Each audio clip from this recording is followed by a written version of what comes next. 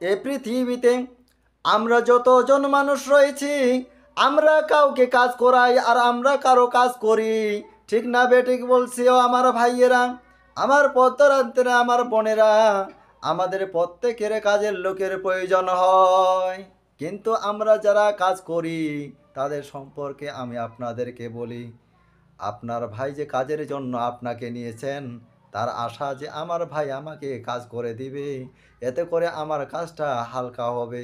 যে কাজটা আমি করতে পারি না সেটা আমার করে দিবে, এর বিনিময়ে আমি তাকে কিছু মজুরি দিব এই আশায়। কিন্তু আপনি যখন কাজ করতে গেছেন, কাজের মধ্যে টালবাহানা করছেন, কাজ করতে করতে আর কাজ করছেন না ঠিক মতো, সে বিরক্ত হয়ে যাচ্ছে, কষ্ট পাচ্ছে। আরে এই কাজ যদি আজকে না হয় কালকে ফের আবার কোথায় লোক পাবো, কোথায় ঘুরবো? আমার বড় আশা এই কাজ তো একজন করতে পারে, কিন্তু আপনি সেই কাজটা করতে করতে শেষে কাজে রাখে দিয়ে গেছেন। এতে করে তার মনে অনেক কষ্ট হয়ে যায়। এই কষ্ট দেওয়ার কারণে দেখেন যে আপনার ভাইকে আপনি কষ্ট দিলেন, পশ্চাতে এই কষ্টের দুর্ভোগ আপনাকে ভোগ করতে হবে। আপনি যখন কাজ করবেন, আপনাকে লক্ষ্য রাখতে হবে যে আমার ভাইয়ের কাজ নয়, আমার নিজের কাজ। এ কাজে যদি উন্নতি হয়, এ কাজ যদি করতে পারি, তাহলে ভাই আমাকে কিছু পারিশ্রমিক দিতে পারবে। ফ্যাক্টরির ব্যাপার বলেন, আর আপনি কৃষিক্ষেত্রের ব্যাপার বলেন, আপনি যেই কর্মক্ষেত্রের ব্যাপার বলেন না কেন, প্রত্যেকটির বিষয় হলো একই রকমের।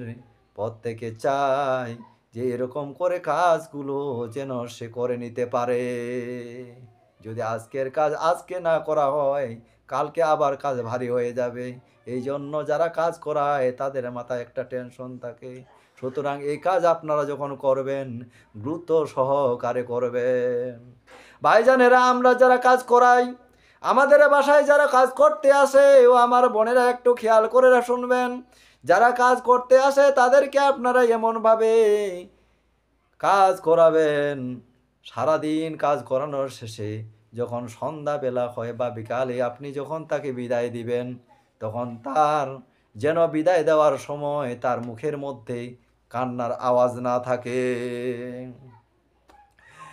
আল্লাহর নবী মোহাম্মদ রাসূলুল্লাহ, সকলে বলি সাল্লাল্লাহু আলাইহি সাল্লাম, তিনি বলেন, উতুল আজিরা আজরাহু কাবলা আইয়াজিফা ইরকু। আল্লাহর নবী বলেছেন, শ্রমিক যে কাজ করে তার শরীরের ঘাম শুকানোর পূর্বে তার পারিশ্রমিক তার হাতে তুলে দাও।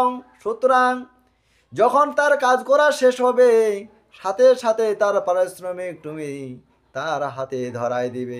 তুমি জানো, এই যে তুমি তাকে টাকা দিবে, এই টাকা দিয়ে তার পরিবার চলবে, তার স্ত্রী আছে তার দিকে দেখে, তার সন্তানরা আছে তার দিকে দেখে, তার বৃদ্ধ পিতামাতা আছে, প্রত্যেকের জন্য তাকে এখানে কাজ করতে তারা পাঠিয়ে দিয়েছে।